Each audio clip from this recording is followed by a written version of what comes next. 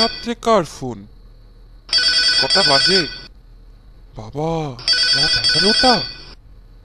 দেখছি ভদ্রলোকের সময় জ্ঞান কিচ্ছু নেই। দাঁড়াও দাঁড়াও, যাচ্ছি। হ্যালো, 465176। ইয়েস। বীরেশবাবু আছেন?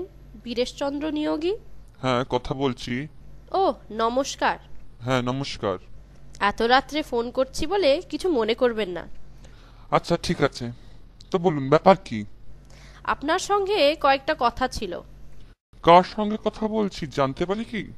আমার নাম মৈত্রেয়ী সোম। কিন্তু এখন তো কথা বলার সময় হবে না, আমি শুতে যাচ্ছিলাম। আর তাছাড়া আপনাকে তো আমি চিনিও না। আমি কিন্তু আপনাকে চিনি।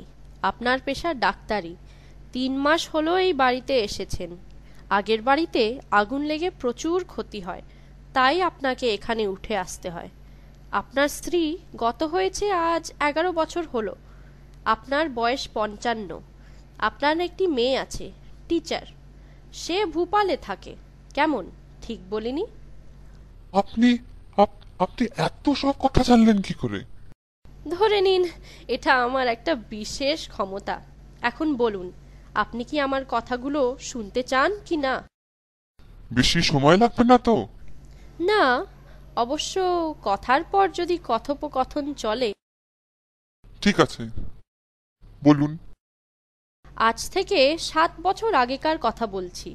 আমি ছিলাম একটা স্কুলের শিক্ষিকা। তখন আপনি মুক্তারাম বাবু স্ট্রিটে থাকতেন, তাই না? ঠিকই বলেছেন। আপনার মেয়ের নাম অরূপা।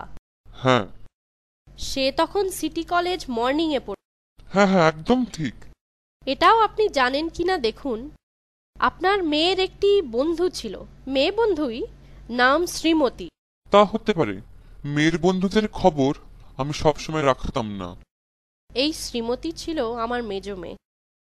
আমার মেয়ে ছিল যেমন পড়াশোনায় তেমনি গানে।